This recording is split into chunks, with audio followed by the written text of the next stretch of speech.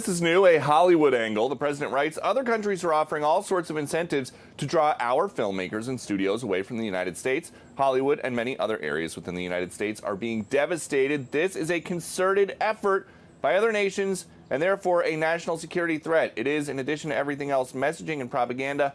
We want movies made in America. Again, that is why he is proposing a 100% tariff on movies that are made outside the United States. We know the president has got appointed ambassadors to Hollywood, including Jon Voight and Mel Gibson and Sylvester Stallone.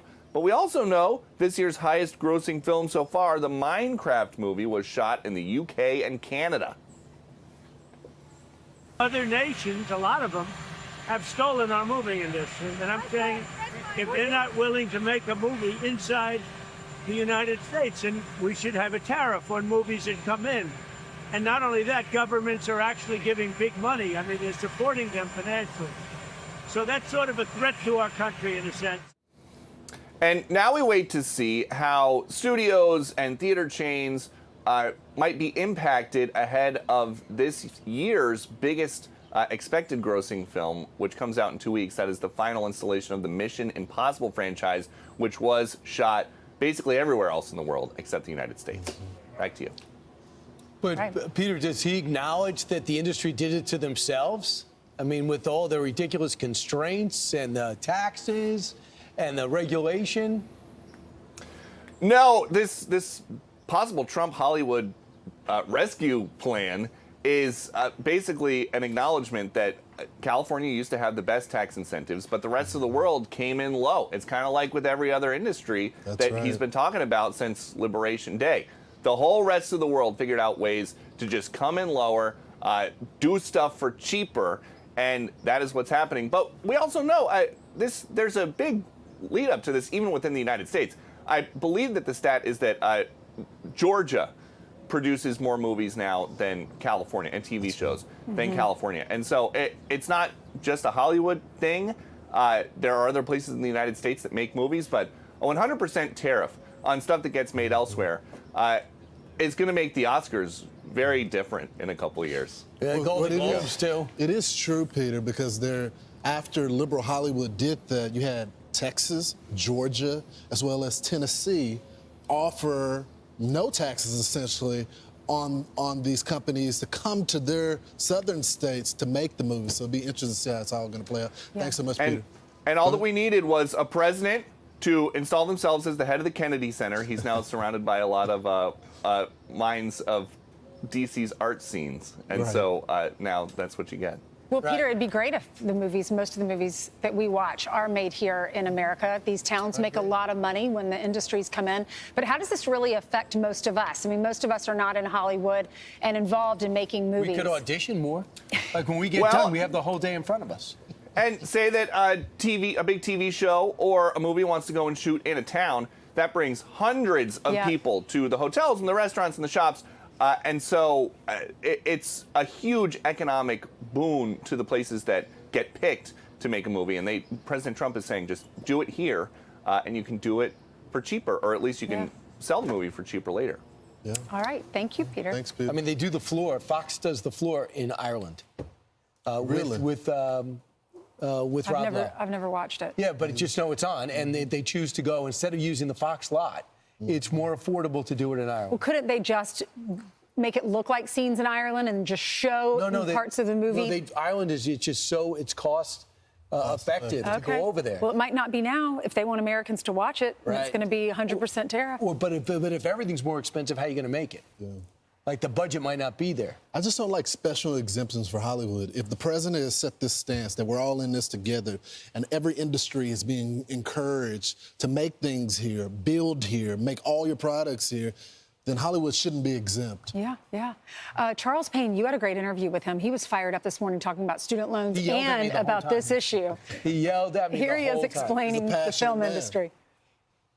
I think the subsidies is where we can have, okay, if same way China subsidized steel, right? To get all of the steel, and at some point they control all of it. We don't have any steel factories, and then they can hike up the prices, and we have zero say. It's just one of these things. It's a massive industry, $245 billion. Almost all these countries, New Zealand, Australia, I think Canada, they also sort of subsidize it.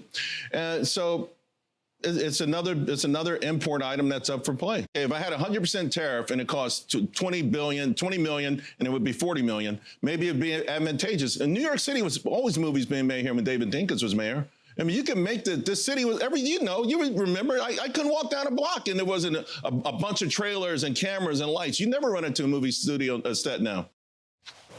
Well, part of the reason is ridiculous regulations. You got to have, you have to have LBGTQ key grips, and the lighting directors got to have had some type of tribulation in their background.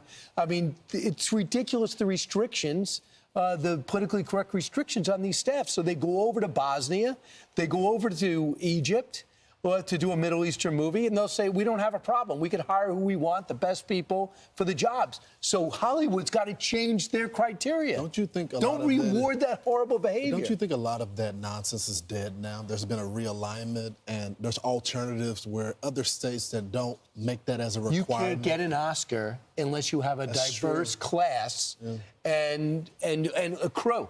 You can't get the best lighting. You can't get the best director. You got to diversify.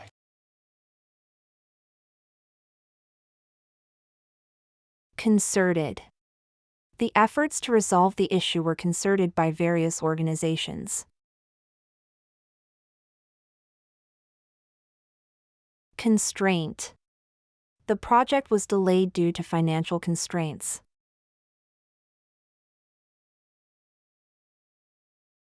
Tax incentives. The government offers tax incentives to attract foreign investments. Lead up. The lead up to the event was filled with excitement. Set this stance. The company set this stance to ensure consistency in its policies. Zero say. The workers had zero say in the decision-making process. Advantageous. Having multiple skills can be advantageous in the job market. Tribulation. He overcame many tribulations before achieving success. Realignment. The company underwent a realignment to adapt to market changes. Diversify. The company decided to diversify its product range to reach a wider audience.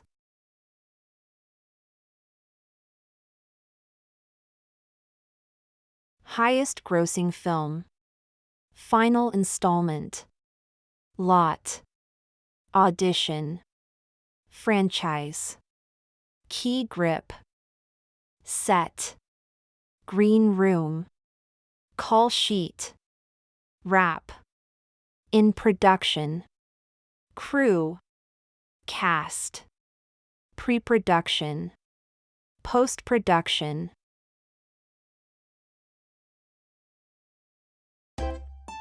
If you enjoy this content, please consider subscribing to my channel to stay up to date with future videos. Thank you for watching.